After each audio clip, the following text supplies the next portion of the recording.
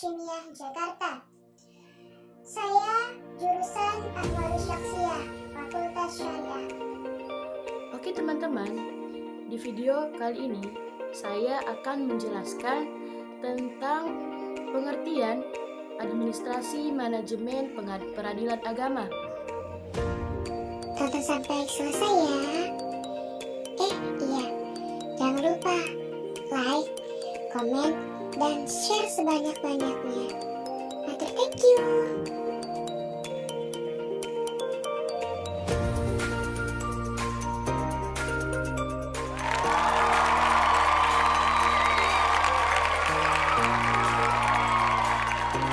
Kata administrasi berasal dari kata bahasa Latin ad yang berarti intensif dan kata ministrar yang berarti melayani, membantu, ataupun memenuhi. Jadi, kata administrasi dalam bahasa Latin berarti melayani dan membantu secara intensif. Di negeri kita, kata administrasi mempunyai dua pengertian yang berbeda, yakni pengertian yang diwarisi dari bahasa Belanda dan pengertian yang diwarisi dari bahasa Inggris. Dalam bahasa Belanda, kata administrati mempunyai pengertian yang hanya mencakup arti tata usaha kantor, seperti mencatat, mengetik, menggandakan, dan lain sebagainya. Dan dalam bahasa Inggris, kata administration mempunyai pengertian proses kerjasama antara dua orang atau lebih berdasarkan rasionalitas tertentu untuk mencapai tujuan bersama yang telah ditentukan. Administrasi dalam artian sempit adalah suatu keseluruhan kegiatan mencatat segala kejadian bagi pemimpin atau organisasi atau kegiatan catat-mencatat berbagai keterangan. Adapun pengertian administrasi secara luas menurut beberapa para ahli, contohnya seperti menurut Delianggi adalah bahwa administrasi merupakan segenap proses penyelenggaraan dalam setiap usaha kerjasama sekelompok orang untuk mencapai tujuan tertentu. Dan menurut Dan Suganda, administrasi adalah suatu proses atau rangkaian kegiatan manusia untuk mencapai sesuatu. Usaha ini hanya bersifat kerjasama, sehingga akan terlihat beberapa orang dalam gerakan-gerakan yang teratur. Gerakan orang-orang yang mengamalkan kerjasama ini hanya bersatu padu, tertib, dan terarah. Arahnya tidak lain adalah tujuan yang telah ditetapkan sebelum kegiatan dimulai dan telah disetujui oleh berbagai pihak yang berkepentingan. Dan adapun administrasi menurut Robbins adalah bahwa administrasi merupakan sebuah proses yang bersifat universal bersama-sama dan melalui orang lain. Prosesnya adalah perencanaan, pengorganisasian, pemimpinan, dan pengawasan. Dalam pengertian pengawasan, administrasi sama halnya dengan manajemen, yaitu aktivitas kelompok memimpin.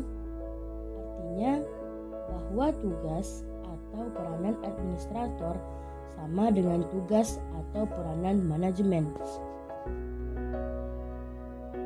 Adapun pengertian penting tentang pengawasan menurut beberapa ahli seperti menurut Profesor Dr. Prayudi Adidusudiro, pengawasan merupakan keseluruhan daripada aktivitas atau tindakan kita untuk menjamin ataupun membuat agar semua pelaksanaan dan penyelenggaraan berlangsung dan sesuai dengan apa apa yang telah direncanakan, teruskan dan dilanjutkan.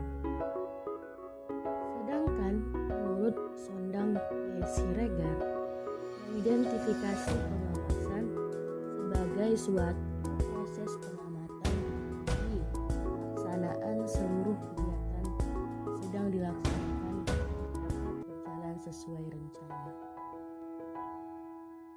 Peradilan agama adalah salah satu pelaku kekuasaan kehakiman bagi rakyat pencari keadilan yang beragama Islam mengenai perkara tertentu.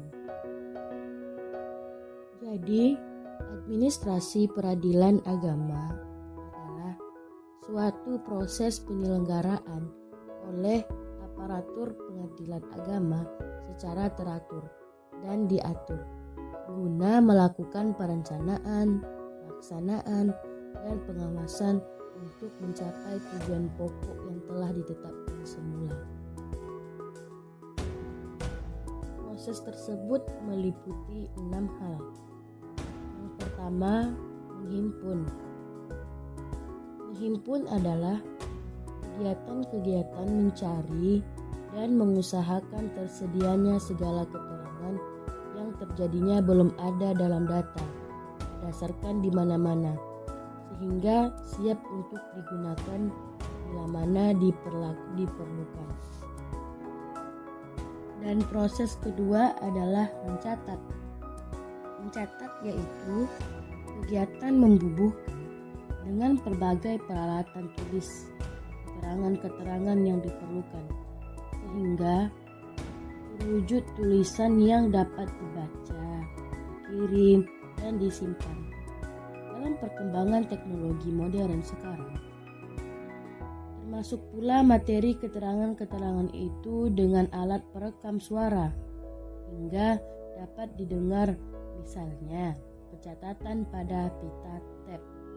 Proses yang ketiga adalah mengolah, yaitu bermacam-macam kegiatan mengerjakan keterangan-keterangan dengan maksud menjanjikannya dalam bentuk yang lebih berguna.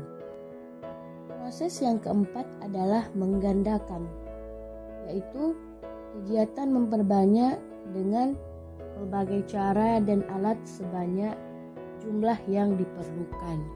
Dan proses yang kelima adalah mengirim, yaitu kegiatan menyiapkan dengan berbagai cara dan alat dan satu pihak kepada pihak yang lain. Dan proses yang terakhir adalah menyimpan.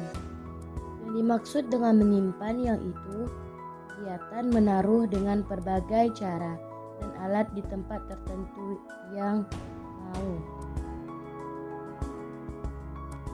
Dan yang dimaksud dengan teratur adalah kegiatan perencanaan, pelaksanaan, dan pengawasan yang dilaksanakan secara terus-menerus dan terarah, sehingga tidak terjadi tumpang tindih dalam melaksanakan tugas, sehingga akan mencapai penyelesaian tugas pokok secara maksimal. Yang dimaksud diatur adalah seluruh kegiatan harus disusun dan disesuaikan satu sama lainnya supaya terdapat keharmonisan dan kesinambungan tugas.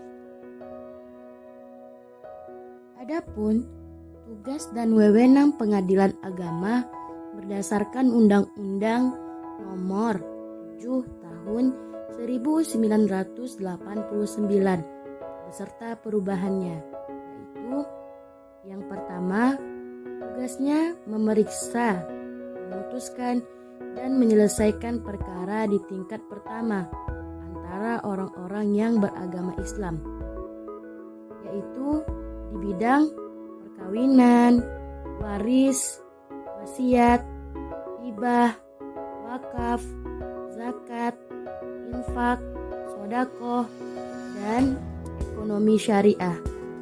Pasal 49 Undang-Undang Nomor 7 Tahun 1989 tentang peradilan agama yang telah diubah dengan Undang-Undang Nomor 3 Tahun 2006. Dan tugas dan wewenang yang kedua yaitu mengadili perkara yang menjadi kewenangan pengadilan agama dalam tingkat banding.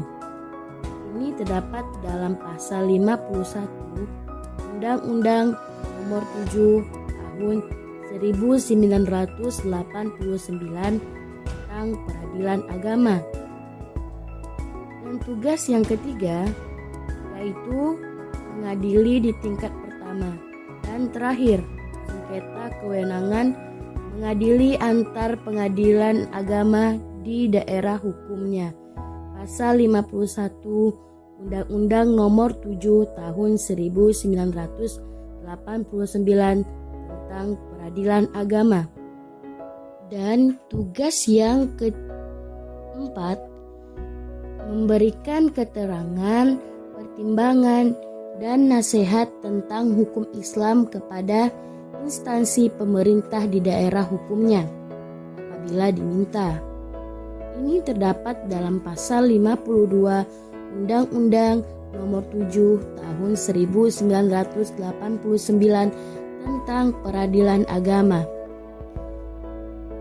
Dan tugas dan wewenang dari pengadilan agama yang kelima yaitu memberikan isbat kesaksian ruqyah hilal dalam penentuan awal bulan pada tahun Hijriah. Ini terdapat dalam pasal 52A Undang-Undang Nomor 7 Tahun 1989 tentang peradilan agama yang telah diubah dengan Undang-Undang Nomor 3 Tahun 2006. Tugas dan wewenang pengadilan agama yang keenam yaitu Ketua Pengadilan melakukan pengawasan atas pelaksanaan tugas hakim. Ini terdapat dalam pasal 53 ayat 1 Undang-Undang Nomor 7 Tahun 1989 tentang peradilan agama yang telah diubah dengan Undang-Undang Nomor 50 Tahun 2009.